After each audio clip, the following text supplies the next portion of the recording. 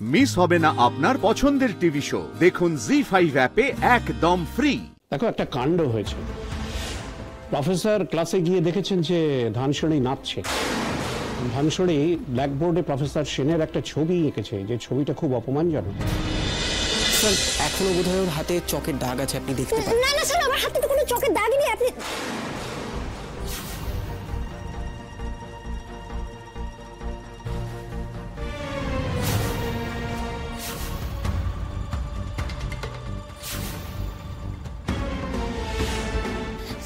Sir, আমি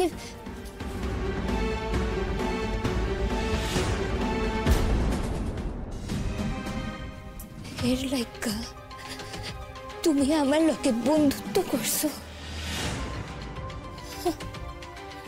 এটা তুমি ঠিক করনি অয়ন।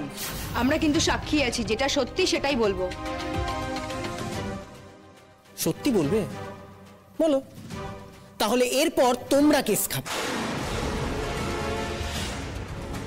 আগে ভালো করে জেনে নাও আমি কে, তারপরে যা করার করো। হ্যাঁ,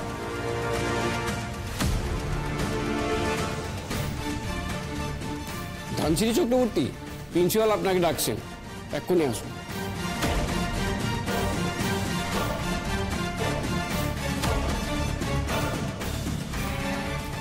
এই তোরা সব বস। অয়ন, চুপ।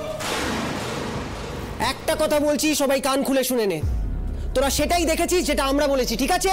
কখনো না। আমরা সেটাই বলবো যেটা সত্যি। আর এটা তো হতেই পারে না, তুমি ধানসিঁড়ির সঙ্গে বন্ধুর নাটক করে ওকে ফাঁসাবে আর আমরা চুপ করে দেখবো। ও তো কোনো দোষ করেনি, তোমাদের কোনো ক্ষতিও করেনি, তাহলে কেন ওকে এভাবে হ্যারেস করছো?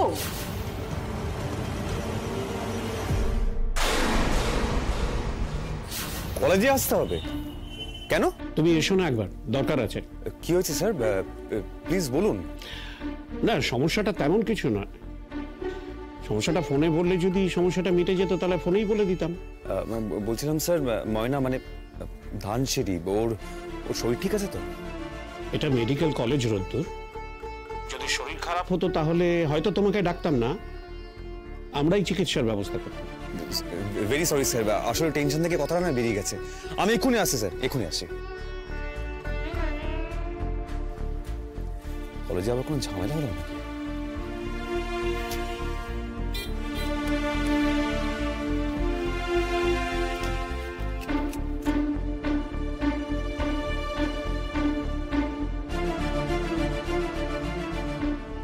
স্যার ডাক্তারবাবুরে ফোন করুন, কি দরকার ছিল? আমি তো তুমি কি ওনাকেও শেখাবে যে উনি কি করবেন না করবেন? না স্যার, আমি এইটা কইতে চাইতেছি না। আমি যেটা কইতে চাইতেছি সেটা হইল গিয়া এই অয়নই তো। ধানসিঁড়ি কমপ্লেন যখন একটা এসেছে তখন সেটা আমাকে দেখতেই হবে।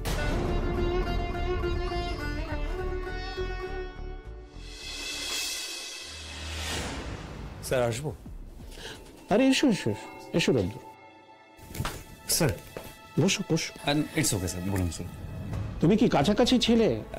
হ্যাঁ স্যার, আমার চেম্বারটা প্রায় শেষই হয়ে গেছিল, আর ওকে পিক আপ করেছিল। বাড়ি গিয়ে আবার আসবো, তাই এনিওয়েস আপনি বলুন না কি বলছিলেন। দেখো, একটা কাণ্ড হয়েছে। প্রফেসর ক্লাসে গিয়ে দেখেছেন যে ধানসড়ি নাচছে। আর ধানসড়ি ব্ল্যাকবোর্ডে প্রফেসর সেনের একটা ছবি এঁকেছে, যে ছবিটা খুব অপমানজনক। ময়না ময়না শিক্ষককে অপমান করবে? না না স্যার, এটা হতে পারে না, মানে এটাও ভাবতেই পারে না, আমি আপনাকে বলছি। বাহ, তার মানে আপনি এটা সাপোর্ট করছেন। এক্স্যাক্টলি, সেই জন্য ও এত কিছু করার সাহস পাচ্ছে। না না স্যার, এটা না সাপোর্ট করার বিষয় নয়। আমি ওকে খুব ভালো করে জানি, এই সমস্ত বিষয়ে খুব ডিসিপ্লিন স্যার। আর সব থেকে বড় কথা, ওর বাবাও একজন শিক্ষক। ময়না কোনো শিক্ষককে অপমান করবে না? না, কোনো শিক্ষক কেন, ও কাউকে অপমান করার কথা ভাবতে পারে না স্যার। মানে এটা এটা আমি মানি। তার মানে আমি মিথ্যা কথা বলছি? না স্যার, আমি এটা কইতেছি না, কিন্তু আপনি ভুল বুঝতেছেন। ধানসড়ি, তুমি বলো তো ঠিক কি হয়েছিল?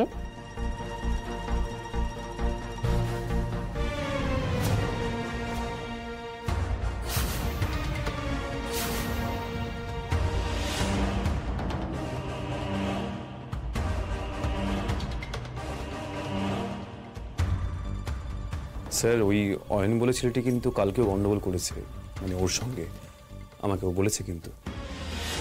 ও আজকে এমন কিছু করেনি যে আচ্ছা আচ্ছা ঠিক আছে স্যার, তাহলে এখন কাম করেন যাক, আমরা ক্লাসরুমে গিয়ে জিজ্ঞাসা করি না, তাহলে তো বোঝন যাইব কি হয়েছিল। আর হকগুলি তো আর অয়নের হইয়া কথা কইব না। ঠিক, সেটাই বরং ভালো। আমরা বরং ক্লাসরুমে যাই। রোদ্দুর, তুমিও এসো। স্যার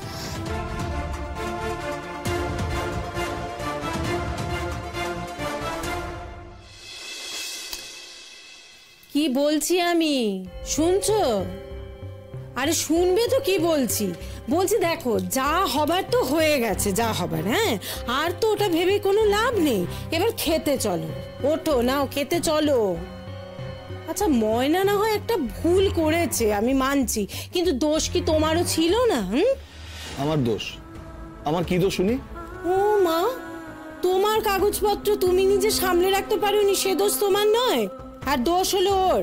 মানে গেরস্ত যদি দরজা খোলা রাখে আর চোর যদি এসে চুরি করে নিয়ে যায়, তাহলে সে দোষ চোরের। আমার দোষ? আমি দরজা খুলে রেখেছিলাম, আমি তো সবকিছু গুছিয়ে রেখেছিলাম। আহা, সে কথা তুমি বলতে পারো, কিন্তু কি বলো তো, মেয়েটার কথাও তো একটু ভাববে না। ওর কলেজে এরকম গন্ডগোল হয়েছে, মনটা খারাপ ছিল, অন্য মনস্ক ছিল, করে ফেলেছে রে বাবা। তো ওকে কে মাথার দিব্যি দিয়েছিল আমার ঘর পরিষ্কার করার? তা দেয়নি। ঠিক কথা, ঠিক কথা। ওই জন্য দেখো আমি এখন একদম আসি না তুমি যখন কাজ নিয়ে বসো। কিন্তু তুমি তো ওকে বারণ করনি। বারণ করেছিলাম, ও শোনেনি। আরে বাবা, তুমি তো সেই চুপ কর না, ওসব নিয়ে কথা বলে আর কোনো লাভ হবে না তো, যা হওয়ার হয়ে গেছে। সেই যাওয়ার তো হয়েই গেছে।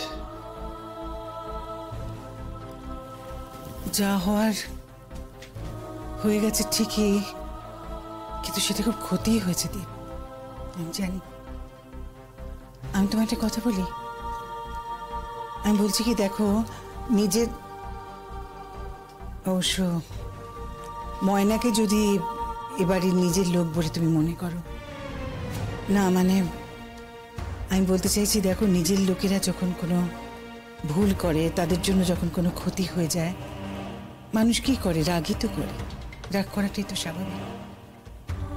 তাই বলে তুমি রাগ করো, কিন্তু না খেয়ে থাকলে সেটা তো তোমার শরীরের জন্য তো ক্ষতি হবে দীপ। আমার ভালো লাগছে না বড় বৌদি, আমার তখন ফেরার কথা ছিল না, খাওয়ারও কথা ছিল না। কেসটার এই অবস্থা হলো বলে আমাকে ফিরে আসতে হলো। না না, শোনো না, আমি একটা কথা বলবো। বলছি তুমি যখন ফিরেই এসেছো। না বড় বৌদি, আমার তো ফেরার কথা ছিল না, তুমি ধরে নাও না যে আমি ফিরে আসিনি। ফিরে এসো যখন, খেয়ে নাও। আমি খাবো না, তোমরা খেয়ে নাও, আমার ভালো লাগছে না বড় বৌদি, প্লিজ।